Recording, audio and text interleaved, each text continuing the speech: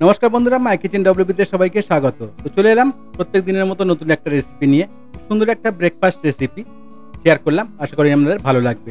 চলুন দেখে নেবো আজকের রেসিপি। কাঁচা চাল আর কাঁচা ছোলা দিয়ে খুব সুন্দর একটা ব্রেকফাস্ট রেসিপি শেয়ার করেছি, আশা করি আপনাদের ভালো লাগবে।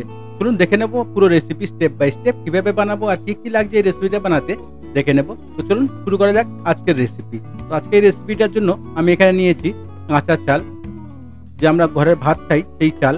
আমি এখানে দুরকম চাল নিয়েছি, সিদ্ধ চাল, আতপ চাল, হাফ কাপ টোটাল 1 কাপ চাল নিয়েছি।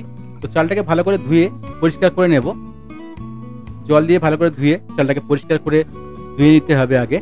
তো চালটাকে আমি জল দিয়ে ভালো করে একটু পরিষ্কার করে ধুয়ে নেব। ধুয়ে নিয়ে এটাকে 1 ঘন্টা মতো ভিজিয়ে রেখে দেবো। বন্ধুরা, চালটা ভালো করে ধুয়ে নিয়েছি। এবার এটাকে পরিষ্কার জল দিয়ে 45 মিনিট থেকে 1 ঘন্টা আমি এটাকে ভিজিয়ে রেখে দেবো। মিনিমাম 45 মিনিট এটাকে ভিজিয়ে রেখে নেবেন, তাহলে রেসিপিটা খুব সুন্দর হবে। পরিষ্কার জল দিয়ে ভিজিয়ে এটাকে আমি রেখে দেবো। আর এখানে নিয়েছি আমি পেঁয়াজ, কাঁচা লঙ্কা আর নিয়েছি একটু আদা। সবগুলোকে আমি চপিং করে নেব। পেঁয়াজটাকেও চপিং করে নেবো, একদম ফাইন চপ করে নিতে হবে পেঁয়াজটাকে। দেখুন এমনভাবে একদম ফাইন চপ করে নিতে হবে, খুব বড় বড় চপিং করলে হবে না, ফাইন চপ করে নিতে হবে। তো পেঁয়াজ, কাঁচা লঙ্কা, আদা আমি পুরো চপিং করে রেডি করে নেব। এমনভাবে কত মিহি হয়েছে, এরকম মিহি করে একটু চপিং করে রেডি করে নিতে হবে। তো বন্ধুরা, সবগুলো আমার চপিং করা রেডি হয়ে গেছে। পেঁয়াজ, কাঁচা লঙ্কা, আদাকে ফাইন চপ করে নিয়েছি। তো এবার চলে যাবো আমরা পরের স্টেপে। তো আমরা যে চালটা ভিজিয়েছিলাম সেটা 1 ঘন্টা হয়ে গেছে। দেখুন চালটা কত সুন্দর ভিজে গেছে। তো চালটা পুরো রেডি হয়ে গেছে। আর এখানে আমি ছোলা ভিজিয়ে রেখেছিলাম, 100 গ্রাম ছোলা ভিজিয়ে রেখেছিলাম 2-3 ঘন্টা আগে। দেখুন ছোলাটাও ভালো ফুলে গেছে। এবার আমরা এটাকে পেস্ট করে নেব। ছোলা আর চালটাকে ভালো করে একটা মিক্সিং জার দিয়ে ভালো করে পেস্ট করে নিতে হবে।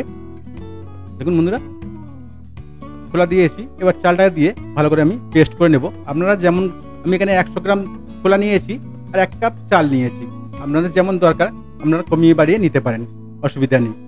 তো চালটাকে ভালো করে আমরা পেস্ট করে নেব। সুন্দর একটা রেসিপি বন্ধুরা, অবশ্যই বাড়িতে ট্রাই করবেন। দেখুন কত সুন্দর পেস্ট হয়ে গেছে। পেস্টটা একটু মোটা আছে, এখানে জল একটু লাগবে, তো আমরা জল একটু দিয়ে দেবো। এই পেস্টটাকে আমরা একটা মিক্সিং বোলে ঢেলে রেডি করে নেব। দেখুন এখনও মোটা আছে, আর একটু আমরা জল এখানে মিশিয়ে দেবো। আগে আমরা মশলাগুলো মিশিয়ে নেব, তারপর লাগলে এখানে জল দিয়ে দেবো। মশলা এখানে দিয়ে দেবো আমরা যে পেঁয়াজ চপিং করেছিলাম, পেঁয়াজ, কাঁচা লঙ্কা, আদা, সেটাকে পুরোটাকে এখানে দিয়ে দেবো। আদা দিয়ে দিয়েছি 1 টেবিল চামচ, আর দিয়ে দেবো লঙ্কা 3 থেকে 4খানা কাঁচা লঙ্কা এখানে আমি দিয়েছি। আপনারা যে যেমন ঝাল খাবেন সেরকম বুঝে দিয়ে দেবেন। আর এখানে দিয়ে দেবো লঙ্কা পাউডার 1/2 টিস্পুনের একটু কম, আর 1/2 টিস্পুন দিয়ে দেবো হলুদ পাউডার কালারের জন্য। আর দিয়ে দেবো এখানে জিরা পাউডার 1/2 টিস্পুন। দিয়ে দেবো লবণ স্বাদ মতো। যদি আপনারা কালার লাল লাল না খেতে চান তো লঙ্কা পাউডারটা দেবেন না, তাহলে লঙ্কা পাউডার দিলে একটু লালচে লালচে হয়ে যাবে। আর যদি সাদা খেতে চান তো লঙ্কা পাউডারটা অ্যাভয়েড করবেন, তাহলে সাদা হবে। তো মশলা দিয়ে ভালো করে ব্যাটারটাকে মাখিয়ে রেডি করে নিতে হবে। দেখুন থিকনেসটা ঠিক এমনই হবে, খুব পাতলা হবে না, খুব মোটাও হবে না। তবে এখানে একটা তাওয়া নিয়েছি, তাওয়াটা একটু গরম হলে একটু জল ছিটিয়ে ভালো করে মুছে নেব।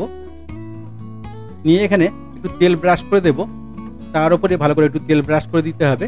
দেখুন এমনভাবে একটু তেল হালকা করে ব্রাশ করে দিতে হবে। তারপরে যে ব্যাটারটা বানিয়েছিলাম 2 হাতা করে দিয়ে, যেমন আপনি বড় সাইজে বানাবেন তেমন সাইজে তেমন মাপে দিয়ে দেবেন। ব্যাটারটা দিয়ে ভালো করে হাতা দিয়ে ভালো করে চারদিকে ব্যাটারটাকে স্প্রেড করে দিতে হবে গোল গোল করে। দেখুন দেখতেও খুব ভালো লাগবে আর খেতেও খুব মজা লাগবে। তো দেখুন ভালো করে দিয়ে চারদিকে একটু হালকা করে আমি একটু টেনে গেলে চারদিকে একটু হালকা করে তেল দিয়ে দেবো। খুব কম খরচে একদম বাড়িতে থাকা উপকরণ দিয়ে খুব সহজেই তৈরি করে নিতে পারেন খুব সুস্বাদু একটা হেলদি পরোটার রেসিপি। দেখুন বন্ধুরা কত সুন্দর হয়েছে। তো এক সাইডটা ভালোভাবে হয়ে গেলে আমি এটাকে উল্টে আর এক সাইডে ভালো করে ফ্রাই করে নেব। দেখুন এমনভাবে খুব কম তেলের মধ্যে আপনি এটাকে তেল বা বাটার, আপনি যেটা পছন্দ বাটার দিয়েও এটাকে ফ্রাই করতে পারেন, তাহলে টেস্টটা খুব দুর্দান্ত। আমি এখানে সাদা তেলে ফ্রাই করছি, আপনি চাইলে বাটার দিয়েও ফ্রাই করতে পারেন। তো দুপার ভালো করে আমি সেঁকে নেব এমনভাবে। দেখুন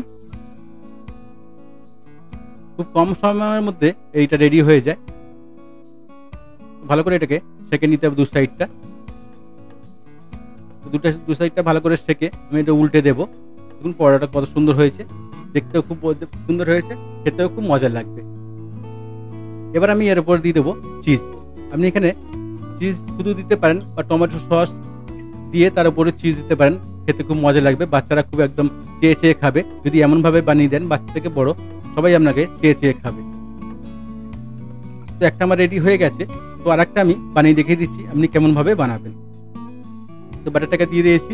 ব্যাটারটাকে ভালো করে হাতা দিয়ে স্প্রেড করে দেবো চারিদিকে, গোল গোল করে। দেখুন এমনভাবে ভালো করে স্প্রেড করে দিতে হবে, একদম ধোসার মতো রেডি হয়ে যাবে পরোটাটা। দেখুন এমনভাবে ভালো করে স্প্রেড করে দেবো চারিদিকে। তো নিচের সাইডটা ভালো করে টেনে গেলে, ভালো করে ফ্রাই হয়ে গেলে, তারপরে করে হালকা হালকা তেল দিয়ে উপর সাইডটা আমি উল্টে দেবো। বাচ্চা থেকে বয়স্ক সবার জন্য হেলদি একটা রেসিপি, হেলদি একটা ব্রেকফাস্ট রেসিপি শেয়ার করলাম। আশা করি আপনাদের ভালো লাগবে। আর যদি আমার রেসিপিটা আপনাদের ভালো লাগে তো চ্যানেলটাকে লাইক, শেয়ার, সাবস্ক্রাইব করতে ভুলবেন না। আর নতুন নতুন রেসিপি দেখতে চ্যানেলটাকে সাবস্ক্রাইব করে রাখুন আর বেল আইকনটাকে অলে সেট করে রাখুন। তাহলে কি হবে, আমি যখনই নতুন রেসিপি ছাড়বো নোটিফিকেশনটা আমার কাছে আগে পৌঁছবে। তো দেখুন বন্ধুরা, দু সাইড আমার রেডি হয়ে গেছে। এবারে আমি দিয়ে দেবো এখানে টমেটো কেচাপ। আগে আমি শুধু চিজ দিয়েছিলাম, তো এটাকে টমেটো সস আর চিজ দিয়ে দেখিয়ে দিচ্ছি। তো টমেটো সসটাকে ভালো করে মাখিয়ে নিতে হবে এক সাইডে। যেহেতু আমি মুড়ে দেবো, তো এক সাইডে টমেটো সসটা ভালো করে লাগিয়ে দিয়েছি। এর উপর চিজটা আমি গ্রেট করে ভালো করে চিজটা গ্রেট করে দিয়ে দেবো এর উপরে। দেখুন বাচ্চা থেকে বয়স্ক সবাই চেয়ে চেয়ে খাবে যদি এমন একটা ব্রেকফাস্ট আপনি বানিয়ে দেন। খুব সুন্দর একটা রেসিপি, অবশ্যই বাড়িতে ট্রাই করবেন। যদি বাড়িতে ট্রাই করেন কমেন্টে জানাতে ভুলবেন না রেসিপিটা আপনাদের কেমন লাগলো। পুরো রেসিপিটা দেখার জন্য সবাইকে ধন্যবাদ। ভালো থাকবেন। আরও কী ধরনের রেসিপি আপনারা দেখতে চান কমেন্টে জানান, সেই সব রেসিপি আমি নিয়ে আসার চেষ্টা করব। ধন্যবাদ, ভালো থাকবেন, সুস্থ থাকবেন।